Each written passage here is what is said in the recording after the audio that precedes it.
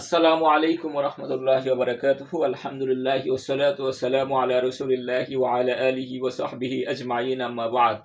আলহামদুলিল্লাহ, মহান আল্লাহ তাআলা মাগরিবের নামাজের পরে এখানে বসার এবং কিছু দিনই কথা শোনার তৌফিক দান করেছেন। এজন্য মহান আল্লাহ তাআলা শুকরিয়া আদায় করি, বলি আলহামদুলিল্লাহ। তো আজকে আমাদের মাঝে যিনি উপস্থিত আছেন, প্রায়ই তিনি আলোচনা করে থাকেন, ডক্টর মোহাম্মদ হাবিবুল্লাহ সাহেব, অন্যতম নেতা।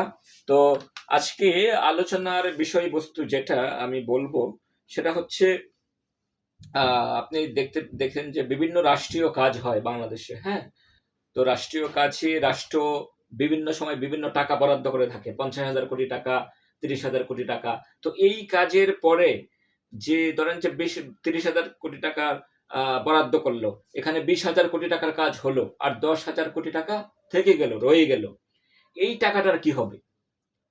এই টাকাটা যদি তারা খেয়ে ফেলে, যদি তারা তাদের ভিতরে নিয়ে ফেলে, ঠিক আছে, তাহলে এটা এই সম্পর্কে আপনি কি বলবেন? এটা কি হালাল হবে না, এটা কি হালাল হবে নাকি হারাম হবে, বলেন।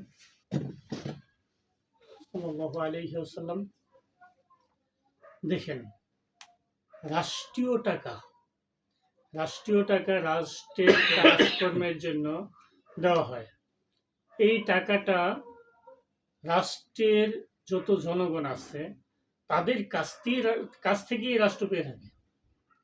এখন এই জনগণের টাকা রাষ্ট্রের মাঝে জমা হয়, আর এই টাকা দিয়ে রাষ্ট্রীয় কার্যক্রম চলে। এখন এই টাকাটার মূল মালিককে? জনগণ।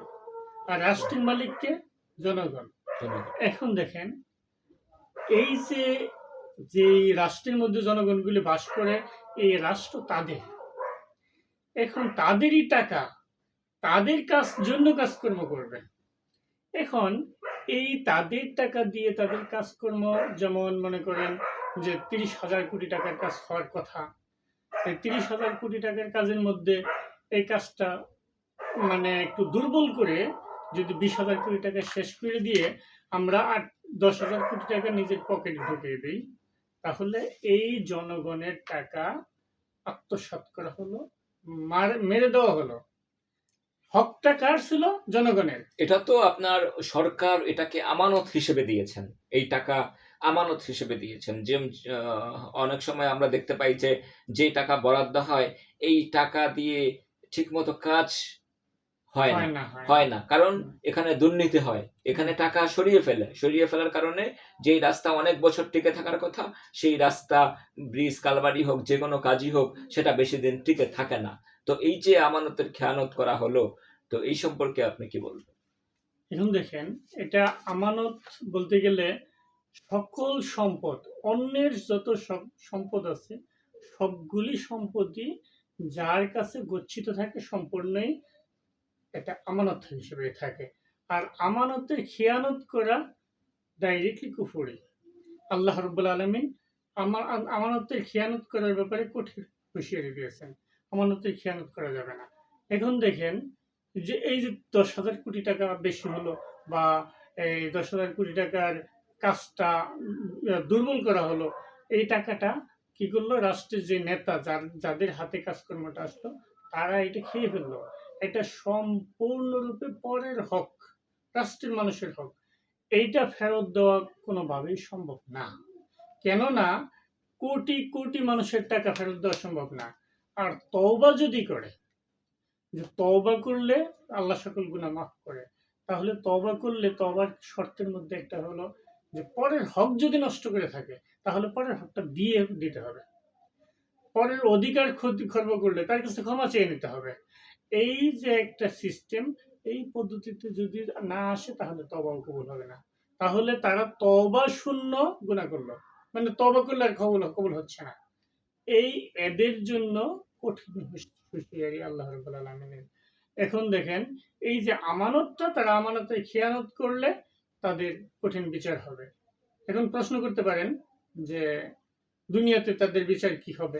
হ্যাঁ, এখন যেটা বলতেছেন, হ্যাঁ, প্রশ্ন এটাই যে এই যে খেয়ানত করা হচ্ছে, তো এর বিচার তো অবশ্যই রয়েছে। হ্যাঁ, অবশ্যই। তো দুনিয়াতে কি বিচার হবে তার, আর আখেরাতের এর বিচার কি হবে সে সম্পর্কে। এখন দেখেন, দুনিয়াতে যদি শরিয়া আইন বাস্তবায়ন হয়, আল্লাহ রাব্বুল আলামিনের এই দেওয়া বিধান অর্থাৎ কোরআন সুন্নাহর বিধানে যদি বিচার ব্যবস্থা চালু হয়, তাহলে তারা কিন্তু অভাবী না।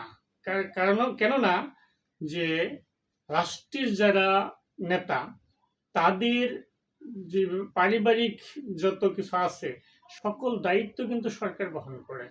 তাদের বেতন ভাতা, তাদের যে ভরণ পোষণের পদ্ধতি, তাদের থাকা খাওয়ার ব্যবস্থা, সকল কিছু কিন্তু সরকার গ্রহণ করে। এখন এর পরেও যদি এই ধরনের চুরি করে, তাদের এই চোরের মানে এই দুর্নীতির শাস্তি নির্ঘাত হাত কাটা। যদি এই ধরনের সম্পূর্ণ প্রমাণ হয়, তাদের নির্ঘাত হাত কেটে ফেলতে হবে। যদি হাত কাটা হয়, তাহলে এই চুরিটা কিন্তু আর করবে না। আর যদি তাদের এই হাত কাটা বা না হয়, অথবা তারা যদি কোনো ছল চাতুরিতে পার পেয়ে যায়, মানে যাকে বলা হয় বাটপারি, ছল চাতুরিতে যদি পার পেয়ে যায়, মানে বাটপারি করে যদি সে পার পেয়ে যায়, তাহলে আখেরাতে এর বিচার বড়ই কঠিন। যেমন আল্লাহ রাব্বুল আলামিন কোরআনের বহু জায়গায় এর ব্যাপারে কঠিন হুঁশিয়ারি দিয়ে বলছেন, তার চাইতে হতভাগা আর কে হতে পারে, যে অনেক নেক নিয়ে উঠলো, কিন্তু পরের হক দিতে দিতে দিতে দিতে তার নেক শেষ, পরের গুনার বোঝা নিয়ে তাকে জাহান্নামে যেতে হবে। তার চাইতে হতভাগা আর কে হতে পারে। অতএব এই হুঁশিয়ারি আল্লাহ রাব্বুল আলামিন কোরআনে বারবার দিয়েছেন। তাহলে এই হুঁশিয়ারি আমরা অমান্য করে আজ পর্যন্ত 54 বৎসরে দেখলাম সম্পূর্ণই রাষ্ট্রের টাকা লুট হয়ে যাচ্ছে। আর আমরা এই ব্যাপারে মানে একটা উৎসাহের সহিত দল গঠন করে, মানে পার্টি গঠন করে, যেমন আওয়ামী লীগ, বিএনপি বা অন্যান্য দলগুলি গঠন করে, এই টাকার লোভেই কিন্তু তারা মারামারি, খুনোখুনি, হত্যাকাণ্ড যা কিছু আছে সবকিছু ঘটাচ্ছে, রক্তপাত ঘটাচ্ছে। যেটা আদম আলাইহিস সালামকে সৃষ্টি করার আগে আল্লাহ যখন ফেরেশতাদেরকে বলছিলেন, তখন ফেরেশতারা আগে এই কথাটাই বলছিল। এখন দেখেন, আমরা যদি এই সমস্যা উত্তরণ না করতে পারি ইসলামের আলোকে, ইসলামী নিয়মের আলোকে, বা ইসলামী দল যদি আল্লাহর বিধানটাকে বাস্তবায়ন করতে না পারে, তাহলে এটা কিন্তু এই উৎসবের মতো চলবে। আর তওবা শূন্য যারা এই দলভুক্ত হবে, তওবা শূন্য গুনাহ নিয়ে তাদের মৃত্যুবরণ করতে হবে, আর জাহান্নাম অনিবার্য। আল্লাহ যেন আমাদেরকে এইসব থেকে হেফাজত করেন, আমিন। তো আলহামদুলিল্লাহ, আমরা চমৎকার কথা শুনলাম ডাক্তার মোহাম্মদ হাবিবুল্লাহ সাহেবের কাছ থেকে। এই যে মূল্যবান কথাগুলো, এই মূল্যবান কথাগুলো আমাদের জীবনে ধারণ করতে হবে, কারণ এই দুনিয়াই শেষ না। এই দুনিয়ার পরে অনন্তকালের একটা জিন্দেগি রয়ে গেছে। সেই অনন্তকালের জিন্দেগিতে আমাদের হিসাব দিতে হবে।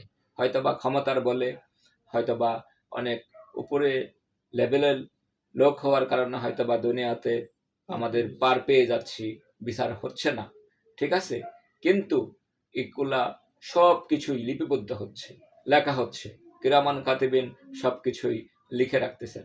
তো এর বিচার, পুঙ্খানুপুঙ্খানু বিচার সেই আখেরাতে যে আমলনামা, সেই আমলনামায় সবাই দেখতে পাবে। তো মহান আল্লাহ তাআলা আমাদেরকে এই সবের যে জিনিস সম্পর্কে আলোচনা করা হলো, যে বিষয় সম্পর্কে আলোচনা করা হলো এই ভিডিও থেকে, অতএব আমাদের একটাই লক্ষ্য উদ্দেশ্য, যে মানুষ যাতে একজন মানুষ যদি এখান থেকে শিক্ষা নিতে পারে, সেটাই আমাদের জন্য কল্যাণকর, মঙ্গল, এটাই হচ্ছে আমাদের লক্ষ্য উদ্দেশ্য।